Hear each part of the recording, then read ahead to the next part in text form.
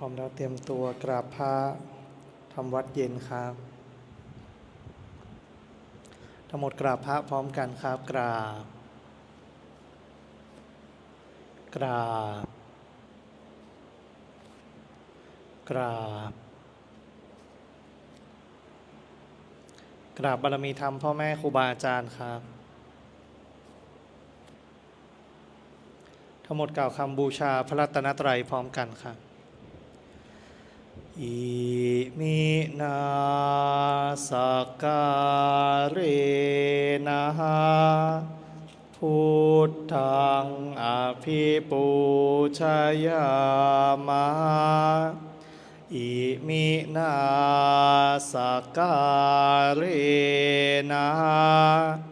ธัมมังอภิปูชยามะอิมินาสการเรนะสังฆังอภิปูชยามะอะระหังสัมมาสัมพุทโธภคะวาพุทธังภคะวันตังอภิวาเทมิสวากขาโตภคะวะตาธัมโมธัมมังนามัสสามิสุปฏิปันโนภะคะวะโตสาวกสังโฆสังฆังนะมามิเปิดหนังสือหน้าที่4ครับหันธรรมยังพุทธัสสะภะคะวะโตปุพพาคณามะการังกโรมะเสนะโมตัสสะภะคะวะโตอะระหะโตสัมมาสัมพุทธัสสะนะโมตัสสะภะคะวะโตอะระหะโตสัมมาสัมพุทธัสสะนะโมตัสสะภะคะวะโตอะระหะโตสัมมาสัมพุทธัสสะพุทธังสรณังคัจฉามิธัมมังสรณังคัจฉามิสังฆังสรณังคัจฉามิทุติยมปิพุทธังสรณังคัจฉามิทุติยมปิธัมมังสรณังคัจฉามิทุติยมปิสังฆังสรณังคัจฉามิตาติยมปิพุทธังสรณังคัจฉามิตาติยมปิธัมมังสรณังคัจฉามิตาติยมปิสังฆังสรณังคัจฉามิธรรมที่พระพุทธเจ้าทรงแสดงไว้เพื่อประโยชน์ของสัตว์โลกเป็นธรรมที่เห็นได้ยากยิ่งสำหรับธรรมที่จะกล่าวต่อไปนี้เป็นธรรมที่สามารถกระทำความสงบอันประเสริฐและสามารถประทานซึ่งสมบัติทั้งปวงเป็นเครื่องสงบเหตุร้ายทั้งปวงเป็นเครื่องป้องกันอมนุษย์และยักษ์เป็นเครื่องระงับความตายก่อนกำหนดเวลาเป็นเครื่องขจัดความเศร้าโศกและโรคเป็นเครื่องย่ำยีกำลังของข้าศึกเป็นเครื่องจำเริญชัยชนะแด่พระราชาเป็นเครื่องนำสิ่งที่ไม่น่าปรารถนาทั้งปวงออกไปเป็นธรรมอันประเสริฐข้าพเจ้าจากแสดงคุณธรรมเช่นนั้นตามสภาพที่เป็นจริงนาทีใดมีผู้กล่าวว่าจาสรรเสริญพระคุณอันประเสริฐของพระรัตนตรัย ด้วยจิตที่เลื่อมใสณที่นั้นความสุขความสบายและความสวัสดีย่อมมีแก่ผู้นั้นตลอดกาลทุกเมื่อเปิดหนังสือไปหน้าที่ 8 ครับจยตาทิธรรมปะทังพนามาเซอิทาภิกขเวอริยสาวโกปฏิจจสมุปปาทันเยวะสาธุกังโยนิโสมนสิกโรติภิกษุทั้งหลายอริยสาวกในธรรมวินัยนี้ย่อมกระทำไว้ในใจโดยแยบคายเป็นอย่างดีซึ่งปฏิจจสมุปบาทนั้นเทียวดังนี้ว่าอิมัตสมิงสติอิทังโหติเมื่อสิ่งนี้มีสิ่งนี้ย่อมมีอิมัตสุปาทาอิทังอุปัชชติเพราะความเกิดขึ้นแห่งสิ่งนี้สิ่งนี้จึงเกิดขึ้นอิมัตสมิงอสติอิทังนะโหติเมื่อสิ่งนี้ไม่มีสิ่งนี้ย่อมไม่มีอิมัตสนิโรธาอิทังนิรุชาติ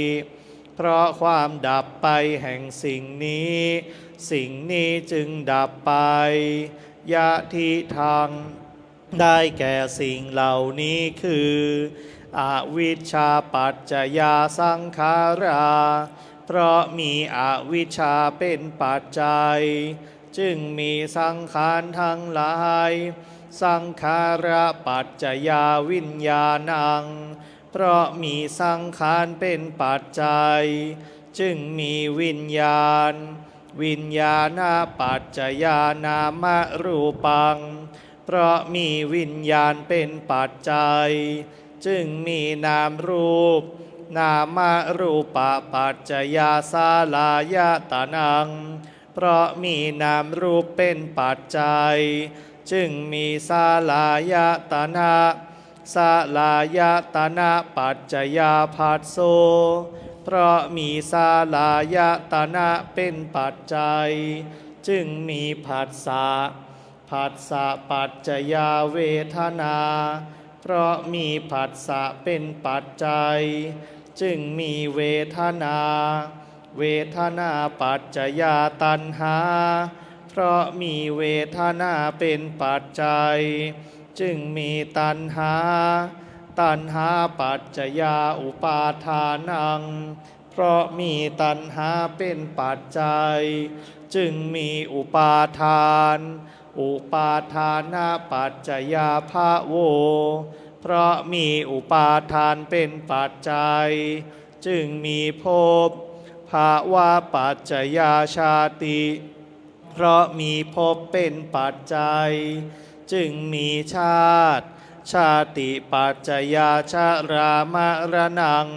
โสกปริเทวะทุกขโทมนัสสุปายาสาสัมภวันติเพราะมีชาติเป็นปัจจัยชรามรณะโสกปริเทวะทุกขโทมนัสอุปายาสะทางหลายจึงเกิดขึ้นครบถ้วนเอวะเมตัสสะเกวลัสสะทุกขคันทัสสะสมุทายโยโหติความเกิดขึ้นพร้อมแห่งกองทุกข์ทั้งสิ้นนี้ย่อมมีด้วยอาการอย่างนี้อวิชชายตะเววะอาเสสะวิราคะนิโรธาสังขาระนิโรโท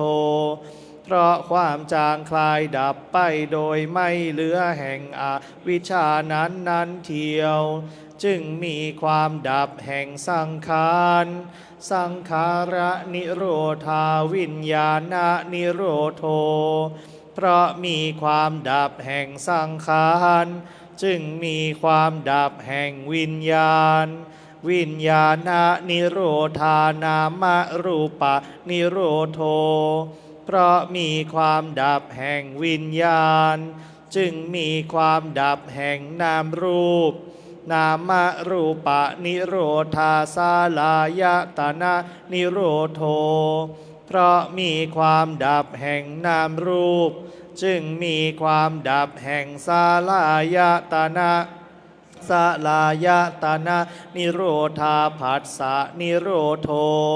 เพราะมีความดับแห่งสาลายตนะจึงมีความดับแห่งผัสสะผัสสะนิโรธาเวทนานิโรโธเพราะมีความดับแห่งผัสสะ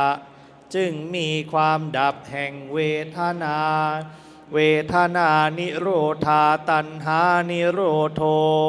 เพราะมีความดับแห่งเวทนาจึงมีความดับแห่งตัณหาตัณหานิโรธาอุปาทานะนิโรโธเพราะมีความดับแห่งตัณหาจึงมีความดับแห่งอุปาทานอุปาทานะนิโรธาภวะนิโรโธเพราะมีความดับแห่งอุปาทานจึงมีความดับแห่งภพภวะนิโรธาชาตินิโรโธเพราะมีความดับแห่งภพจึงมีความดับแห่งชาติชาตินิโรธาชรามรณังโสกะปริเทวะทุกขโทมนัสสุปายาสานิรุชชันติเพราะมีความดับแห่งชาตินั่นแลชรามรณะโสกะปริเทวะทุกขโทมนัสปายาสะทางหลายจึงดับสิ้นเอวะเมตัสสะเกวลัสสะทุกขคันทัสสะนิโรโธโหติติความดับลงแห่งกองทุกข์ทั้งสิ้นนี้ย่อมมีด้วยอาการอย่างนี้ดังนี้เปิดหนังสือไปที่หน้า47ครับหน้า47หันธรรมยังมหาสติปทานธรรมปทังพนามาเส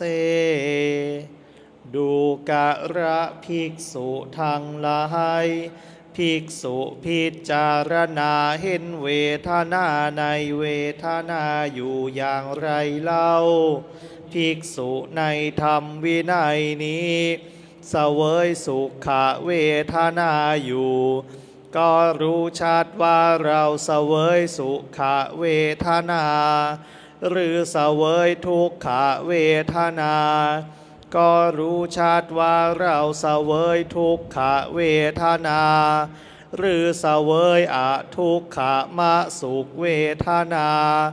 ก็รู้ชัดว่าเราเสวยอทุกขมสุขเวทนาหรือเสวยสุขเวทนามีอามิตรก็รู้ชัดว่าเราเสวยสุขเวทนามีอามิตรหรือเสวยสุขเวทนาไม่มีอามิตรก็รู้ชัดว่าเราเสวยสุขเวทนาไม่มีอามิตรหรือเสวยทุกขเวทนามีอามิตรรู้ชัดว่าเราเสวยทุกขเวทนามีอามิตร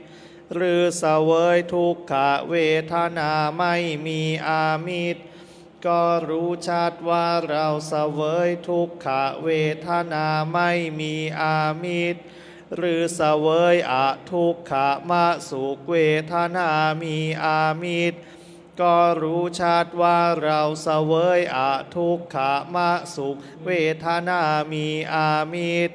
หรือเสวยอทุกขมสุขเวทนาไม่มีอามิตรก็รู้ชัดว่าเราเสวยอทุกขมสุขเวทนาไม่มีอามิตร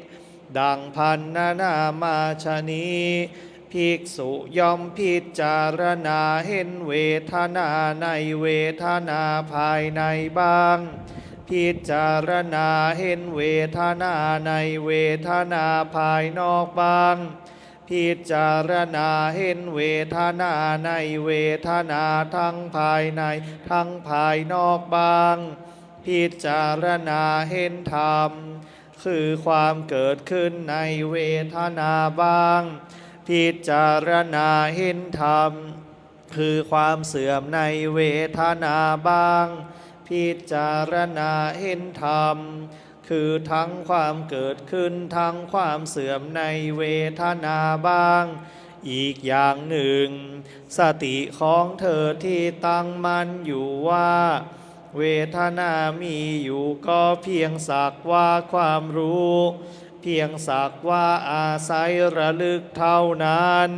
เธอเป็นผู้อันตัณหาและทิฏฐิไม่อาศัยอยู่แล้วและไม่ถือมั่นอะไ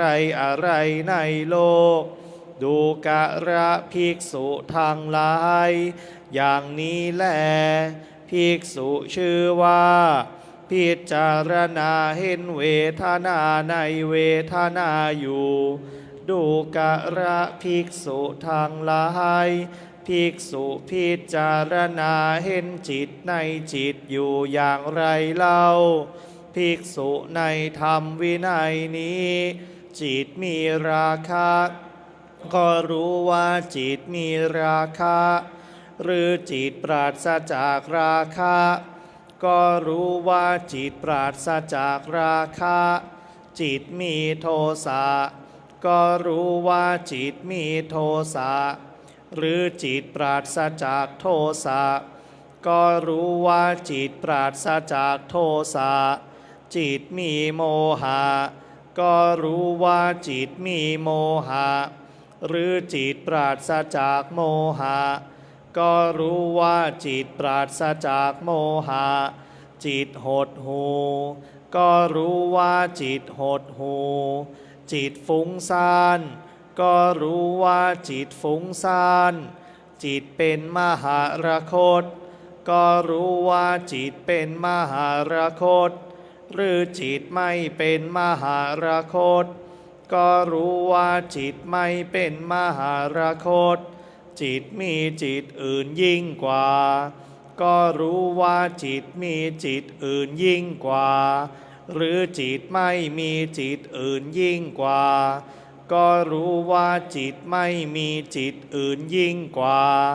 จิตเป็นสมาธิก็รู้ว่าจิตเป็นสมาธิหรือจิตไม่เป็นสมาธิก็รู้ว่าจิตไม่เป็นสมาธิจิตหลุดพ้นก็รู้ว่าจิตหลุดพ้นหรือจิตไม่หลุดพ้นก็รู้ว่าจิตไม่หลุดพ้นดังพันนามาชนี้ภิกษุย่อมพิจารณาเห็นจิตในจิตภายในบ้างพิจารณาเห็นจิตในจิตภายนอกบ้าง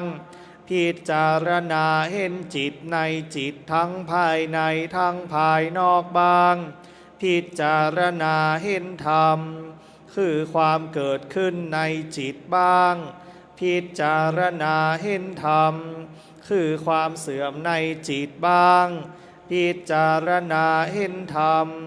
คือทั้งความเกิดขึ้นทั้งความเสื่อมในจิตบ้างย่อมอยู่อีกอย่างหนึ่งสติของเธอที่ตั้งมั่นอยู่ว่าจิตมีอยู่ก็เพียงสักว่าความรู้เพียงสักว่าอาศัยระลึกเท่านั้นเธอเป็นผู้อันตัณหาและทิฏฐิไม่อาศัยอยู่แล้วและไม่ถือมั่นอะไรในโลกดูกะระภิกษุทั้งหลายอย่างนี้แลภิกษุชื่อว่าพิจารณาเห็นจิตในจิตอยู่ดูกะระภิกษุทั้งหลายภิกษุพิจารณาเห็นธรรมในธรรมอยู่อย่างไรเล่าภิกษุในธรรมวินัยนี้พิจารณาเห็นธรรมในธรรมคือนิวรณ์ห้าภิกษุพิจารณาเห็นธรรมในธรรมคือนิวรณ์ห้าอย่างไรเล่าภิกษุในธรรมวินัยนี้เมื่อกามฉันมีอยู่ณภายในจิต ย่อมรู้ชัดว่ากามฉันมีอยู่ณภายในจิตของเรา หรือเมื่อกามฉันไม่มีอยู่ณภายในจิต ย่อมรู้ชัดว่ากามฉันไม่มีอยู่ณภายในจิตของเราหนึ่งกามฉันที่ยังไม่เกิดจะเกิดขึ้นด้วยประการใด ย่อมรู้ชัดประการนั้นด้วยกามฉันที่เกิดขึ้นแล้วจะละเสียได้ด้วยประการใด ย่อมรู้ชัดประการนั้นด้วยกามฉันที่ละได้แล้วจะไม่เกิดขึ้นต่อไปด้วยประการใด ย่อมรู้ชัดประการนั้นด้วยอีกอย่างหนึ่ง เมื่อพยาบาทมีอยู่ณภายในจิต ย่อมรู้ชัดว่าพยาบาทมีอยู่ณภายในจิตของเรา หรือเมื่อพยาบาทไม่มีอยู่ณภายในจิต ย่อมรู้ชัดว่าบาทไม่มีอยู่ณภายในจิตของเราหนึ่งพยาบาทที่ยังไม่เกิดจะเกิดขึ้นด้วยประการใด ย่อมรู้ชัดประการนั้นด้วยพยาบาทที่เกิดขึ้นแล้วจะละเสียได้ด้วยประการใด ย่อมรู้ชัดประการนั้นด้วยพยาบาทที่ละได้แล้วจะไม่เกิดขึ้นต่อไปด้วยประการใด ย่อมรู้ชัดประการนั้นด้วยอีกอย่างหนึ่ง เมื่อทีนมิทธะมีอยู่ณภายในจิต ย่อมรู้ชัดว่าทีนมิตรมีอยู่ณภายในจิต ย่อมรู้ชัดว่าทีนมิทธะไม่มีอยู่ณภายในจิตของเราหนึ่งทีนมิทธะที่ยังไม่เกิดจะเกิดขึ้นด้วยประการใด ย่อมรู้ชัดประการนั้นด้วยทีนมิทธะที่เกิดขึ้นแล้วจะละเสียได้ด้วยประการใด ย่อมรู้ชัดประการนั้นด้วยทีนมิทธะที่ละได้แล้วจะไม่เกิดขึ้นต่อไปด้วยประการใด ย่อมรู้ชัดประการนั้นด้วยอีกอย่างหนึ่ง เมื่ออุทธัจจะกุกุจจะมีอยู่ณภายในจิต ย่อมรู้ชัดว่าอุทธัจจะกุกุจจะมีอยู่ณภายในจิตของเรา หรือเมื่ออุทธัจจะกุกุจจะไม่มีอยู่ณภายในจิต ย่อมรู้ชัดว่าอุทธัจจะกุกุจจะไม่มีอยู่ณภายในจิตของเรา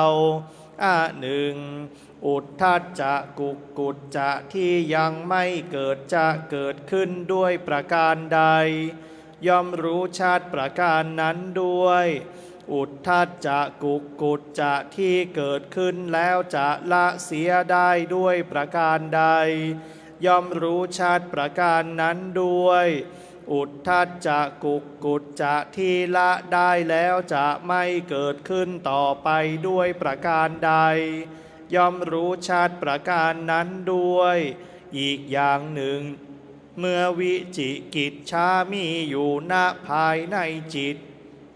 รู้ชัดว่าวิจิกิจฉามีอยู่ณภายในจิตของเรา หรือเมื่อวิจิกิจฉาไม่มีอยู่ณภายในจิต ย่อมรู้ชัดว่าวิจิกิจฉาไม่มีอยู่ณภายในจิตของเราหนึ่งวิจิกิจฉาที่ยังไม่เกิดจะเกิดขึ้นด้วยประการใด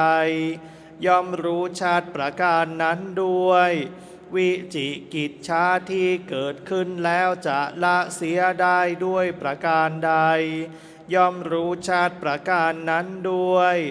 วิจิกิจฉาที่ละได้แล้วจะไม่เกิดขึ้นต่อไปด้วยประการใด ย่อมรู้ชัดประการนั้นด้วย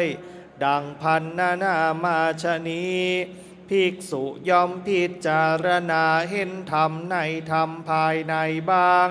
พิจารณาเห็นธรรมในธรรมภายนอกบ้างพ พิจารณาเห็นธรรมในธรรมทั้งภายในทั้งภายนอกบางพิจารณาเห็นธรรมคือความเกิดขึ้นในธรรมบ้างพิจารณาเห็นธรรมคือความเสื่อมในธรรมบ้างพิจารณาเห็นธรรมคือทั้งความเกิดขึ้นทั้งความเสื่อมในธรรมบ้างย่อมอยู่อีกอย่างหนึ่งสติของเธอที่ตั้งมั่นอยู่ว่าธรรมมีอยู่ก็เพียงสักว่าความรู้เพียงสักว่าอาศัยระลึกเท่านั้นเธอเป็นผู้อันตัณหาและทิฏฐิไม่อาศัยอยู่แล้วและไม่ถือมั่นอะไรอะไรในโลกดูการะภิกษุทางหลายอย่างนี้แหละภิกษุชื่อว่าพิจารณาเห็นธรรมในธรรมคือนิวรณ์ห้าอยู่ทำวัดสวดมนต์ช่วงสวดมนต์ก็เอาไว้แต่เพียงเท่านี้นะลำดับต่อไปให้เราผ่อนคลายอิริยาบถกันก่อนนะก่อนที่จะนั่งสมาธิภาวนาเราผ่อนคลายอิริยาบถขยับแขนขยับขาก่อนนะขยับขยื่นร่างกายให้คลายจากความปวดความเมื่อยก่อน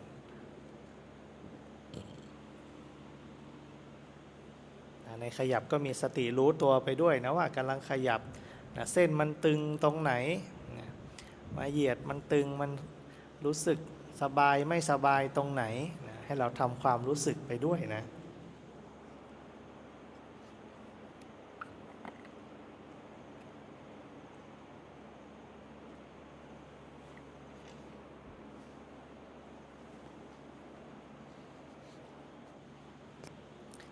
จากนั้นให้เราจัดท่าจัดท่านั่งให้เรียบร้อยก่อน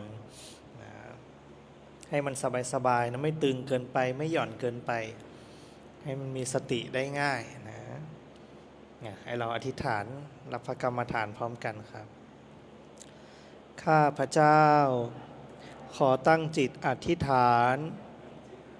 ด้วยสัจจะวาจาว่าข้าพเจ้าจะเป็นผู้มีสติมีสัมปชัญญะโดยกระทำไว้ในใจว่าข้าพเจ้าจะทำความรู้สึกตัวในขณะหายใจเข้ายาวในขณะหายใจออกยาวในขณะหายใจเข้าสั้นในขณะหายใจออกสั้นจะรู้เท่าทันความพอใจและความไม่พอใจจะระงับความอยากมีความอยากเป็นความไม่อยากมีความไม่อยากเป็นตลอดการนั่งสมาธิภาวนาอิมังกัมมัฏฐานังอทิฏฐามิอิมังภาวนานังอทิฏฐามิ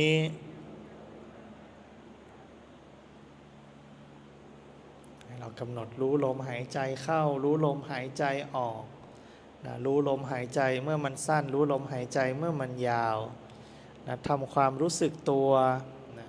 ทำความรู้สึกที่ร่างกายทั่วทั้งร่างกายขณะหายใจเข้าขณะหายใจออกนะทำความรู้สึกตัวถ้ารู้เฉพาะลมเนี่ยมันจะเป็นสมถะนะมันจะได้สมาธินะมันจะไปจดจ้องอยู่กับลมนะฉะนั้นให้เรารู้ลมสบายๆโดยที่ถอนมารู้ทั้งตัวนะไม่ได้รู้เฉพาะจุดละไม่ได้รู้เฉพาะที่รู้ทำความรู้สึกตัวทั้งร่างกายในขณะหายใจเข้าทำความรู้สึกตัวทั้งกายทั้งหมดในขณะหายใจออกโดยทั่วไปเขาก็เรียกทำความรู้สึกตัวทั่วพร้อมมีสัมปชัญญะมีสตินะสำคัญก็คือความเพียรนะเพียรรู้เพียรระลึกเพียรรู้นะรู้เท่าทันความพอใจรู้เท่าทันความไม่พอใจนั่นแหละรู้ว่าตั้งมั่นรู้ว่าไม่ตั้งมั่น เดี๋ยวมันมาตั้งแป๊บหนึ่งมันรู้ตัวแป๊บหนึ่งเดี๋ยวมันก็ไปรู้ตัวแป๊บหนึ่งเดี๋ยวมันก็ไปฉะนั้นเราต้องอาศัยความเพียรตรงนี้แหละระลึกรู้บ่อยๆเพียรระลึกรู้ตัวบ่อยๆนี่แหละคือความเพียรที่ต้องอาศัยไม่ใช่นั่งนานๆไม่ใช่อยู่นานๆความเพียรตรงนี้คือเพียรระลึกเพียรรู้ตัวเห็นไหมมันแป๊บเดียวเท่านั้นแหละเวลาไม่เกี่ยวละเวลาเป็นเพียงสิ่งสมมุติขึ้นเท่านั้นฉะนั้นรู้ตามความเป็นจริงมันจะเป็นปัจจุบันไปเรื่อยๆไม่มีเวลาเข้ามาเกี่ยวผ่านไปแล้วคืออดีตยังมาไม่ถึงคืออนาคตสองสิ่งนี้ไม่ต้องไปคำนึงถึงไม่ต้องไประลึกถึงให้เราระลึกถึงความเป็นปัจจุบันตอนนี้ขณะนี้เนี่ยเดี๋ยวนี้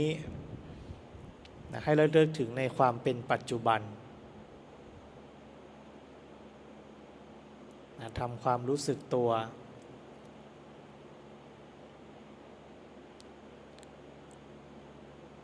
เราจะเห็นมันไปมานั่นแหละจิตมันก็ไปมาเกิดดับนั่นแหละอันนั้นคือลักษณะของการเกิดดับนะเดี๋ยวรู้เดี๋ยวไม่รู้เดี๋ยวรู้เดี๋ยวก็ไม่รู้แต่นั้นให้เรารู้สึกตามมีสติคอยระลึกไว้ได้ตอนนี้รู้แล้วอ้าวเมื่อกี้หลงแล้วอ้าวรู้แล้วอ้าวหลงแล้วดูสลับกันไปเรื่อยๆเพียรใช้ความเพียรระลึกรู้ตัวใช้ความอดทนที่จะเฝ้าที่จะเป็นผู้รู้ผู้ดูอดทนที่จะดูมันฉะนั้นความอดทนกับความเพียรมันจะสนับสนุนกันมันจะเพียรไม่ได้ถ้าไม่รู้จักอดทนถ้าไม่เพียรที่จะอดทนมันก็อดทนได้ไม่นานไม่อดทนที่จะเพียรมันก็เพียรไม่ได้ทำสองอย่างนี้มันจะสนับสนุนกันมีความเพียรมีความอดทนมีขันติ